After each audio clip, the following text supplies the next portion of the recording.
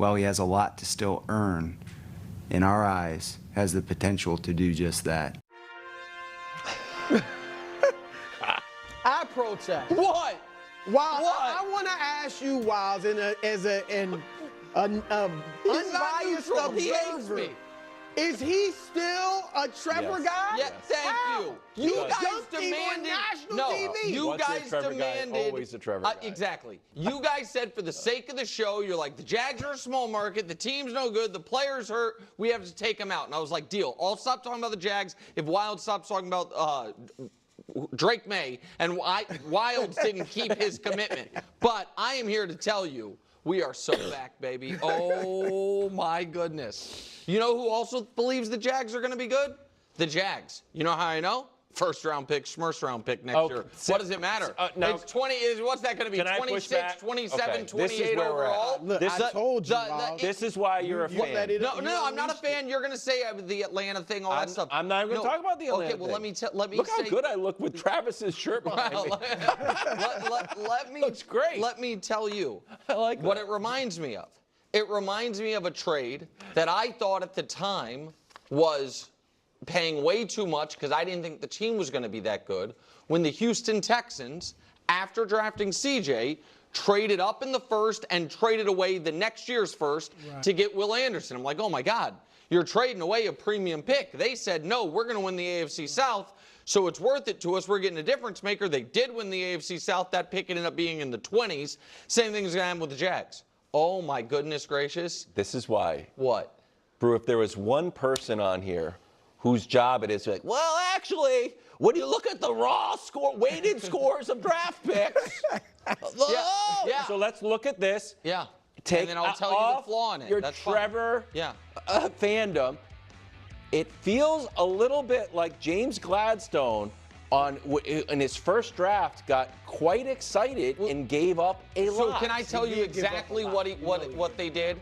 Because you'll see the fourth round pick they gave up, they got a better fourth round pick back.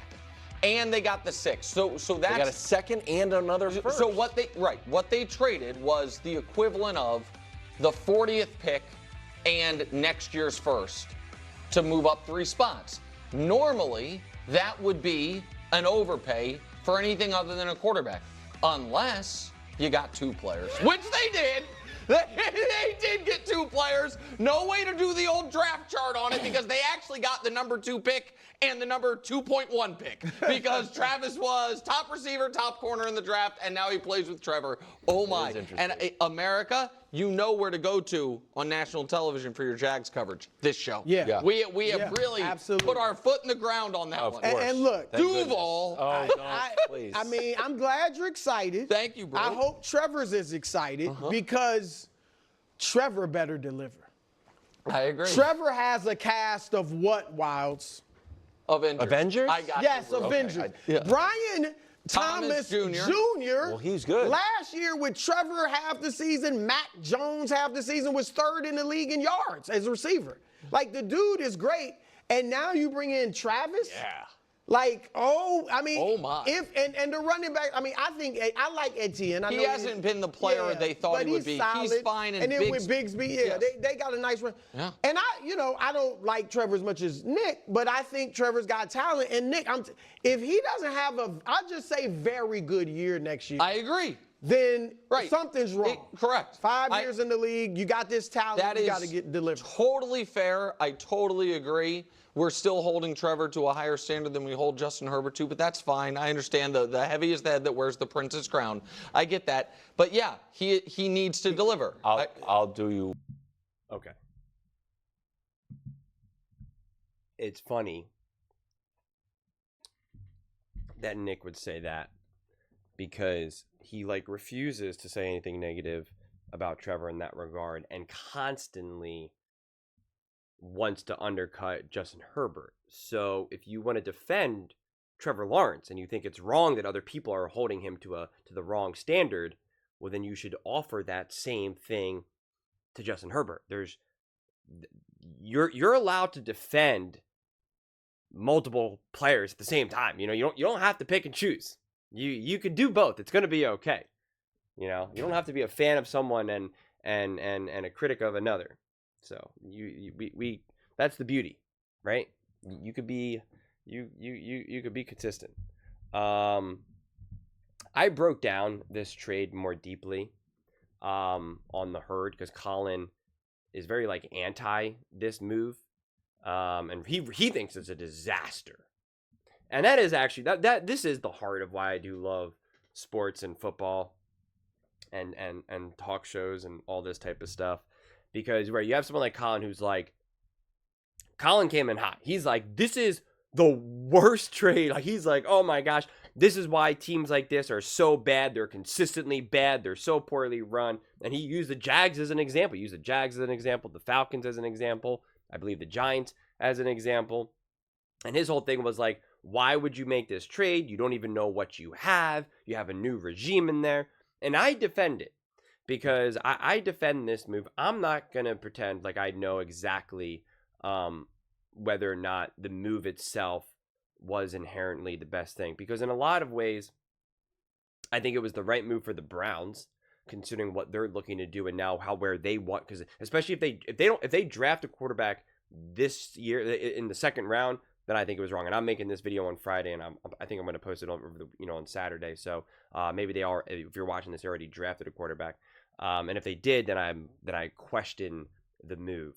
But if not, if they're looking to draft a quarterback next year, then it makes sense. And then I think what the Jags got for this, I see no problem in it because they're saying we believe in our coordinators, we believe in our head coach, and we believe in Trevor Lawrence. Trevor Lawrence got off to a start with a bizarre, with a bizarre team, with a bizarre coach. And, we then brought in Doug Peterson and we had some success, but then he got injured and he couldn't stay healthy. And then when he was kind of healthy, some of our weapons, our wide receiver got hurt. And it was just, it was just, kind of a death by 1,000 paper cuts. And in a lot of ways, you can compare it to Justin Herbert to a degree, although I believe in, and I know they have their own like history playing each other, but I would make the argument that Justin Herbert has showed more than Trevor Lawrence personally.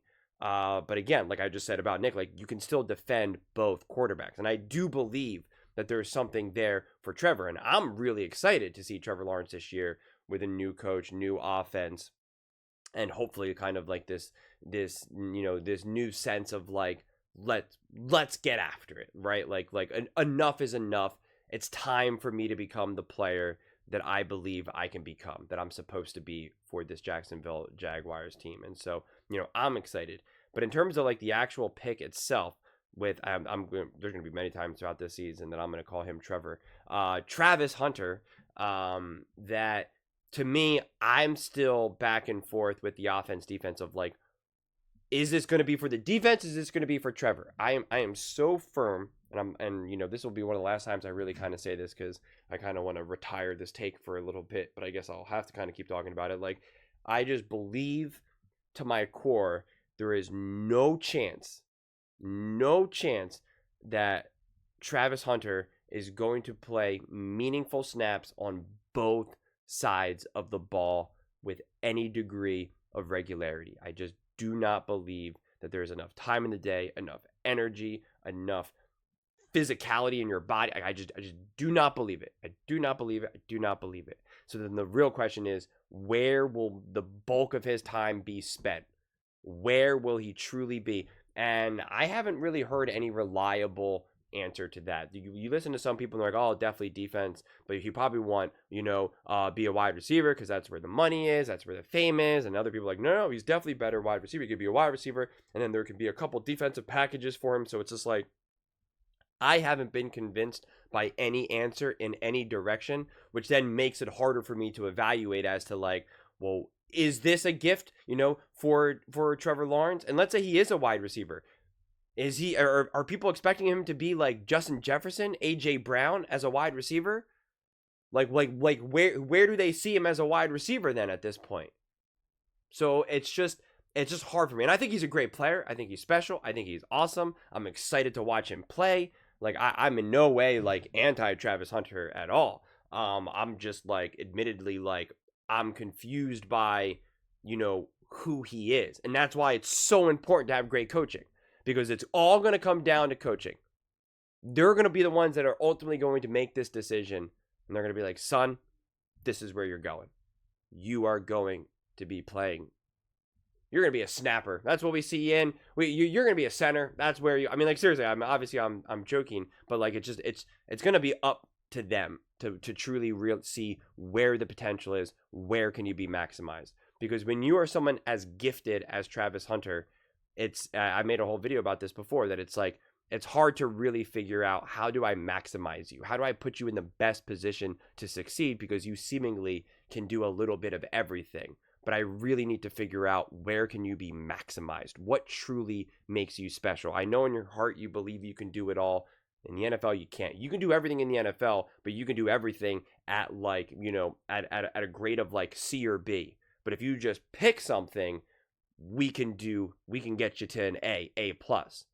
And then you got to figure out, does that connect in terms of where he wants to be? If he finally concedes, okay, I'm only going to play one side of the ball, are you in a situation where the coach is like, all right, I want you on offense? He's like, yeah, but like, I really want to be defense, or vice versa. So it's just a slightly more complicated situation than I think people are giving credit for. And again, it's not to say that they're not going to be successful, not to say that I'm doubting it or that I have questions in terms of will it be successful. I have questions how it will be successful. Like, how is this process? And it puts a lot of pressure on the coaching staff as well. Because like I said, it's a lot easier for them just to see a wide receiver, and then there you go. They're going to do their wide receiver things. But like, they really do have to evaluate and figure this thing out. And how much will Travis Hunter push to play both spots, like, on both sides of the ball? Like, it's just a thing. It's just a legitimate thing that you do have to wrestle with. And,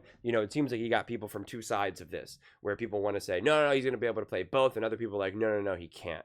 And it's not just random fans. Like, you have like Harbaugh coming out and saying, I don't see how he's going to be able to do both. So it's not like this is like random media people saying this. Like, you have real NFL coaches who are kind of like, I don't know. And everybody wants to see him play both, and it'll be cool, it'll be interesting, it'll be exciting. And, people bring up Deion Sanders, and when you actually look and see what Deion did, only one season did he ever truly kind of play meaningful snaps on both sides of the ball. And then when you really just look at his production offensively and defensively, you see one was all the way up here and the other was way down here. So like, people in their mind think that Deion Sanders was somehow, just this elite offensive player and defensive player game after game after game. And it's like, just not the reality of how this all went down.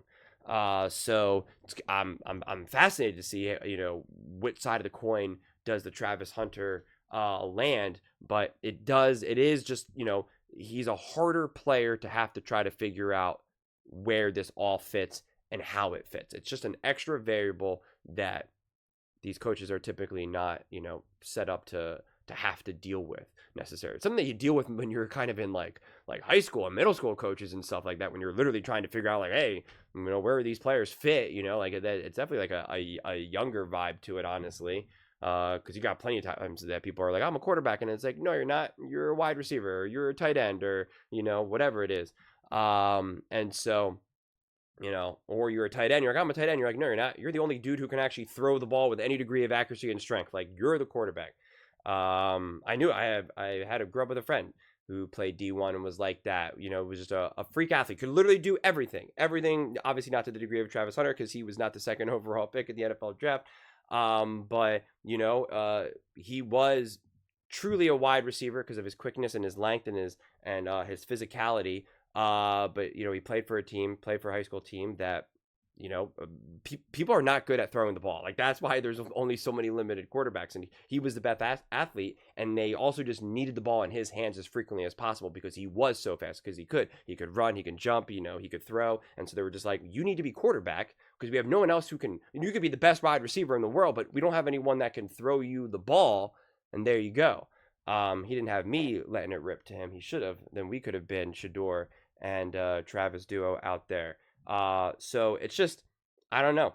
Like I said, it's an interesting variable that they have to deal with that I'm, again, I'm locked in and excited to figure it out and to see it. So I think if you're a Jacksonville Jaguars fan, this is definitely exciting. It's definitely fun. It's definitely interesting. You definitely have some juice. You definitely have some momentum. And to me at this point, it's kind of like all worth it for any of the other stuff.